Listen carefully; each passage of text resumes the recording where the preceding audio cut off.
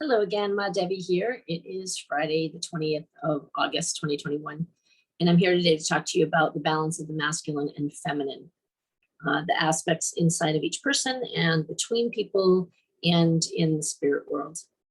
So first of all, this is not about having relationships only with the opposite gender. So in our world that is becoming much more gender fluid, it has to do with the kind of archetypal aspects that every person has inside of them. We can equate those, the masculine with the mind energy, the active energy, and the feminine with the heart energy, which is the receptive energy. Since we live in a dualistic world, the oneness separated into these two energies so that we could have a dance, we could do a dance. And our spirits are feminine or receptive when we are in relation to the world of spirit, because we are receiving information, receiving blessings, etc. But inside of ourselves, and in the yogic world, they talk about the central channel, which is where all of our chakras are, and well, where the major chakras are, and how do we keep those balanced? And then around that are the kind of DNA-like dance of the masculine and the feminine. And those things have to do with the way our brain and our nervous system work, the way our spirit's connected to our body, the way we express in three-dimensional form in this life and in other lives. So I happen to be in a female body in this life. I also happen to have a lot of masculine qualities because of my life experience. And so that is the dance of how do we do these two things in one person. So I want to talk about that first before we go on to doing that with another person. Oftentimes we're attracted to a person who has more of the other quality, the opposite quality that we haven't developed, and that's the opposites attract kind of thing. Whatever physical gender that person is in, their energetic expression is what attracts us, because we want to be complete. And sometimes in the macrocosm of the microcosm of the world, the 3D world, we seek out what would we call that? I'm trying to think of the word for that. The parts that we don't have healed, or that we don't have finished in us, complementary parts. That's what I was looking for. So we take one human being and say, the masculine mind, active, decisive, rational, reasonable, very useful, right? It's the computer. It's the one that is non-emotional. And so it thinks things through. It's very useful. In our world at large, the masculine has been the force that has created a lot of things in the world. Science and technology and those kinds of things have to do with the masculine, searching, observing, documenting. It's been very useful in the world. The difficulty comes when we only have the masculine going, and then it gets out of balance. So the feminine heart would be the care and compassion for the world. If we don't have that part, then we're going to live in a world that's not connected, caring, and compassionate to the earth, or connected, caring, and compassionate to the people who are suffering. So we need both of these things. The feminine aspect is going to be the receptive, nurturing, and nourishing, compassionate part of ourselves that we need to have on board. And if we think about this as the queen of our being, and the mind is the king of our being, this king is so devoted to this queen that it provides protection and provision for the queen to have its process, which is much more non-rational, not irrational, non-rational, feeling, perceiving on many levels, kind of like water, absorbing experience. And that process is not as verbal, and it's not as linear as the process of the mind. It's not any less valuable. In fact, if our mind does not defer to our heart, they're going to be cold. And even if we are smart, and even if we're right, we'll be unkind. So if we want to survive in the world, we have to keep our kind hearts on board. And our mind, in all of its power, can defer to the heart, can defer to the queen. What is it that is right and good here? Now, I'm not saying that is the emotional person.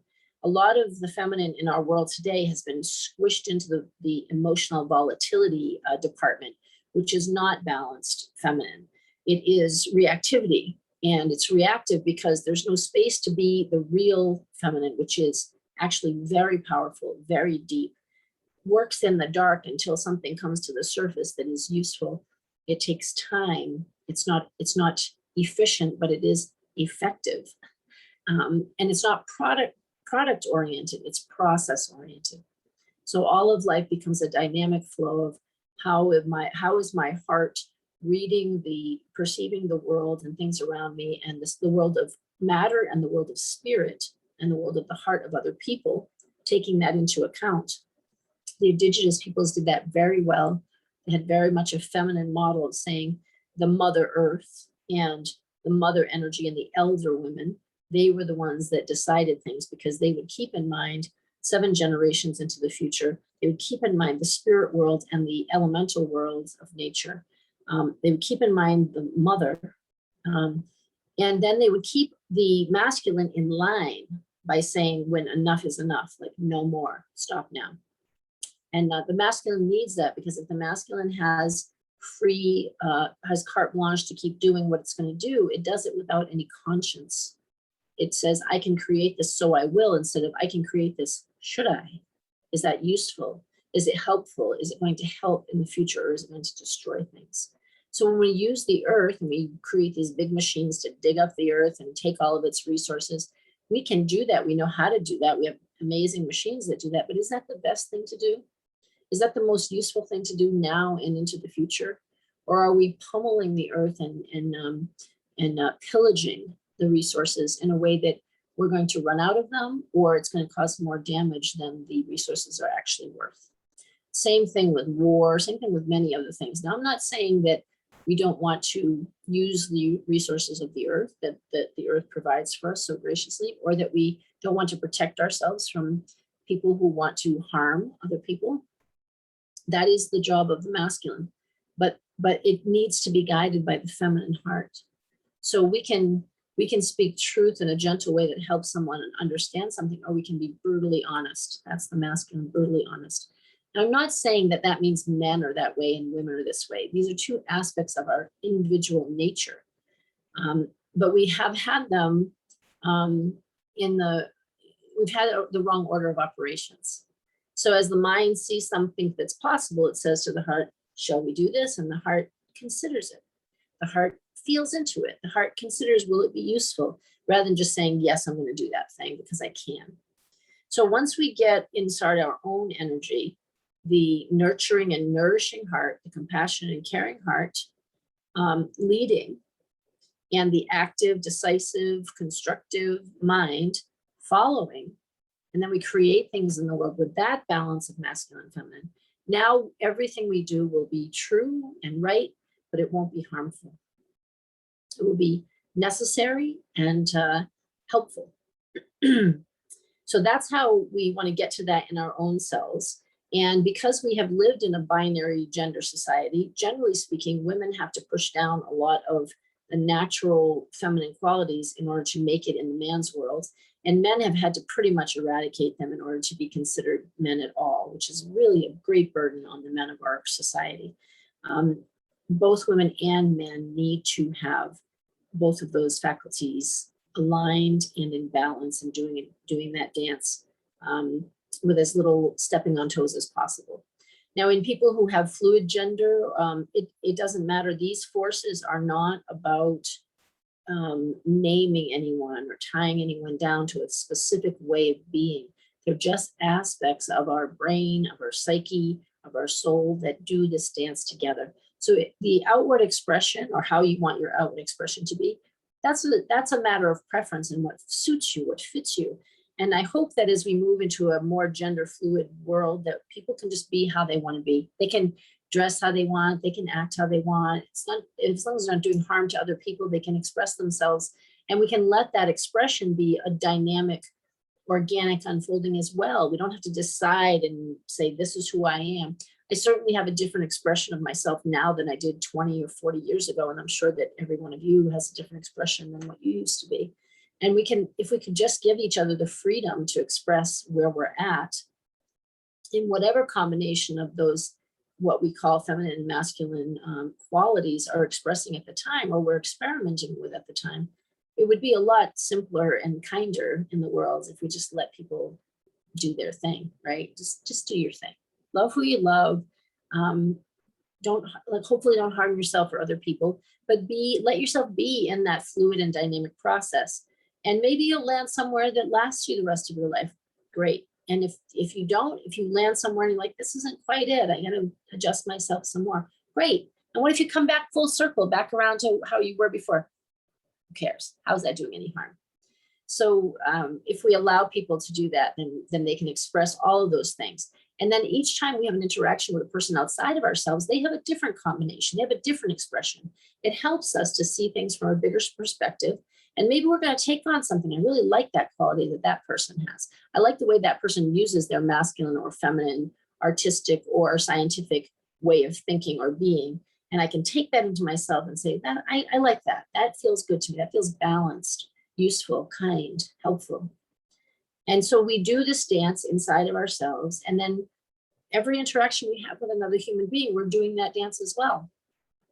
Sometimes people are using the masculine or the feminine in an unbalanced and not helpful way. For example, people can become aggressive, or they can become super passive or passive aggressive. There's all kinds of ways to express that. What we want to do is get it balanced in ourselves so we can notice if myself is in balance, then when someone approaches me, it's very easy to see what is happening in their balance, and maybe to help them balance that by offering them the opposite of what they're expressing. You know, if someone comes with aggression, we can de-escalate that with softness, or sometimes we just need to say no to those things. You know, there's lots of ways of doing that dance that require an intuitive approach that is compassionate and perceptive. So that dance gets to be a very interesting dance, right? Everyone's expressing differently at their level of understanding of themselves and who they are unfolding to be. And it's a beautiful dance. And that way we can respect where people are at and who they are, and we can be curious about them. And then we can get to know them, and we can get to see how many, many different expressions there are in the universe of people's personality and their balance of masculine and feminine, and how their spirit shines through them and what their heart's desires are. It gets to be very pleasant to be around people because you get to be curious about that and engage with it. And then with you. And that gets to be really a nice exchange. So now when we have two people, now let's assume that both people have a balance in their masculine and feminine. Then we're attracted to each other, maybe for more cosmic reasons, more soul reasons, more karmic reasons. And then we can do that dance and see how we can support each other as those things go along through time and space. If we're not balanced, generally we're going to be attracted to someone who has a complementary wounding or complementary imbalance. And then we're going to get into that whole struggle that relationship can often be, which is a struggle to figure out how to do this dance in a way that disentangles all of that stuff. So one person needs something, they find it in another, they try to incorporate it in themselves, but more often they try to possess it. And then trying to possess it in another person is not going to work, or trying to force it in another person is not going to work. So we have to each be self-aware and balanced. When we bring that to another person, then that person, self-aware and balanced person, can then do the dance with us of these qualities. And again, that doesn't matter whether the gender is female or male in the socio-cultural sense, but whether the energy in them is balanced in themselves. On a cosmic level, on a global level, we can see that, you know, that through history, through the most recent ages of history, the masculine has become more powerful and has imposed oppression and separation of the feminine in the form of the woman, in terms of separating women. And women are very much communal and support each other in a sisterhood. So if we divide and conquer and tell women that their qualities or their superpowers of intuition are evil or magic or dark or dangerous, then women start to doubt themselves, and there's no container. The masculine's meant to be a container to provide and protect for the feminine. If there's no container, then women are on their own, which is scary. They're vulnerable to the oppression and aggression of the masculine, which is generally speaking more, it's more intellectual. So it can be more conniving and manipulative, and it also can be more aggressive and even violent and more powerful. Again, not saying that that's how all men are, but that is a way that negative or out of balance masculine expresses itself and has expressed itself, also expresses itself towards all things feminine. That's why, women can't talk about their menstrual cycles, why, there's so much around the woman's body and processes of the body that are just taboo to talk about and considered gross or whatever. And then there's the earth and how the earth has become an object to be used rather than a conscious expression of the universe to be considered sacred. And so that disconnect is kind of like matricide, and that's what we're seeing in our environment, a matricide of the Mother Earth. And there's been a matricide of all things feminine. You see it in Afghanistan again, covering the women and oppressing the women and not educating them and holding them down. Because for the masculine, for the unbalanced masculine, a strong, powerful woman or group of women is a scary thing. It's hard to understand. It's hard to control, and it won't be messed with. Let's just say it's a lot of power and energy in the feminine, especially when the feminine joins together. So we have to take back. We have to reverse gears and say women have to come together, and men have to sit back and let the female come to the surface in themselves, in our society, in our relationships. It needs to be revered and respected, or at least have the masculine be curious about it, and then see where it takes us. And that will bring us back into right relationship with the masculine and feminine between people, and also in the world at large, the energies in the world at large. So we will care for our mother, but also be able to use the abundant graces that the earth offers us to care for our people and one another.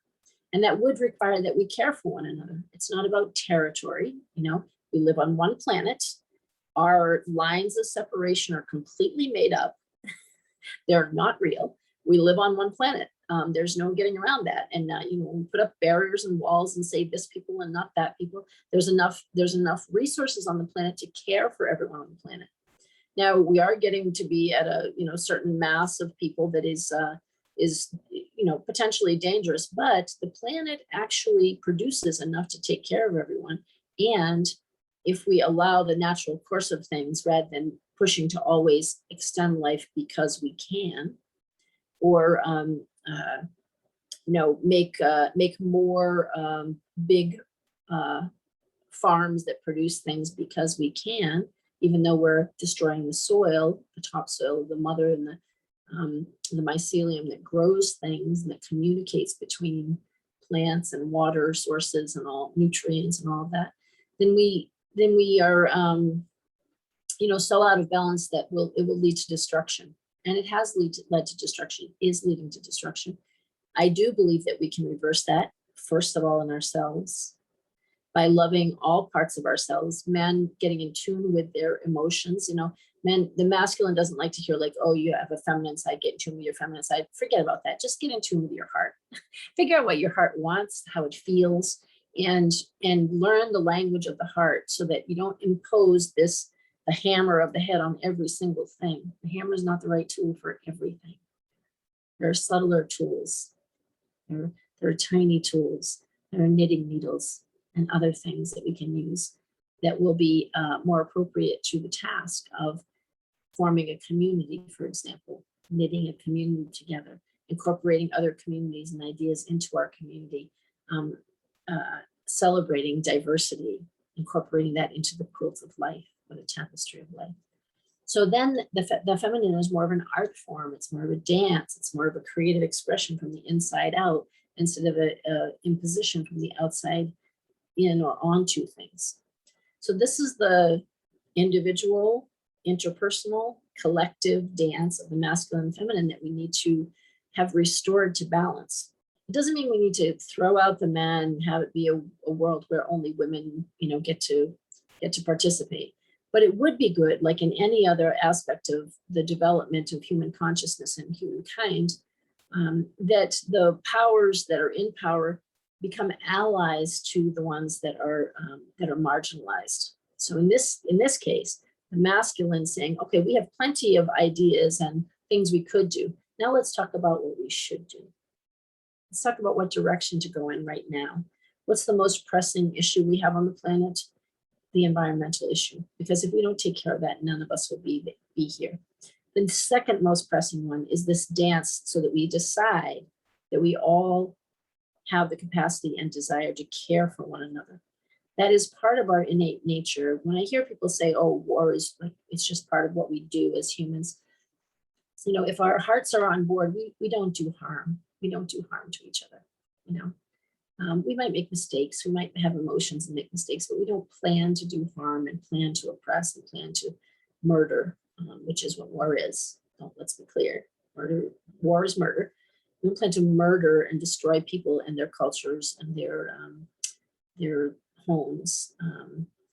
If we are having the feminine heart that wants to nourish and nurture, that heart is much more curious. How can we do the dance with another culture, with another race? How can we make sure that there's fairness and, you know, like a good mother would do between children who are squabbling? Let's find a way to reconcile, come together again. And all of those things are possible. And that's the dance we have to do in ourselves, reconcile those two forces, head and heart, in our relationships and also in the world at large, to reconcile those things. It's very simple. It's not always very easy. So again, you're welcome to ask me questions or to send me messages if you need help with that internal process. How do you take back all the aspects of your humanity, masculine and feminine? What were you told? This is what psychology is all about, right? What did you have to push down inside of yourself to be acceptable to the requirements, conditional regard of the people around you? How did you have to twist yourself and say, this isn't me and this isn't me, even though it is you?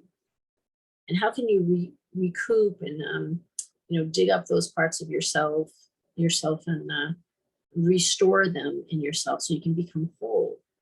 That's the individuation process, or the integration process of the psyche. Let's empty the subconscious mind. Let's get ourselves whole. Now, when we're whole, we're free. We're free in our being. We're happy and we're free. And then we don't want to do harm to anybody. We just want everybody to have that freedom. The liberation of the spirit and balance and individuation is a beautiful way to live. Free to be yourself, genuine, and to allow others to be themselves too, because who else would they be? Who you want them to be? You know, that's not a balanced or mature way of looking at people. We want them to be who they are, but we don't want them to be who they are in their wounding and their damaging, because generally they just continue to harm themselves. We want them to be who they are in their fullness, not the fullness I want for them or you want for them, the fullness that is them. And now we have a great opportunity to foster that hero's journey of coming back to ourselves after we've experienced things, and healing and recouping ourselves and restoring to ourselves and rising up in ourselves and say, here I am, this is who I am in all my glory and all my weirdness and all my fabulousness. And then we do the dance of life together, and it becomes quite pleasant. It actually becomes heavenly pleasant. It becomes paradise again, where we can see one another and respect one another in our differences and in our sameness. And then we're doing the dance that is in the spiritual world of reuniting first ourselves, then with each other, then with the whole of creation. So that's the order of operations for the masculine feminine dance. First inside, then interpersonal, then with God, what I call God, the universe, creation, you can say. And then we get to see how the indigenous peoples did that well also, Father Sky, Mother Earth, how that dance between those two things, that we are the product of the earth and the sky, matter and spirit together. When we wed those together, it becomes a heart that's full of love and a mind that uses its ability to create something that also expresses love. And then, like the Beatles say, love is all you need. And we can actually be living that wonderful wisdom. So if you're curious about how that process happens, that's a lot of psychological, spiritual, internal, external kind of work that you can do with lots of different people. And then the spiritual part of it would be your relationship to the spiritual dimensions, and how you can recoup or embody your spiritual self, your soul and your spiritual self, into this form in order to inform it about how to be. Excuse me. So I think that's enough for now. I'll be doing a couple more of these, and I hope that you'll tune in for them so you can get a little snippet. And if you have more questions, I'm happy to answer them. Peace to you.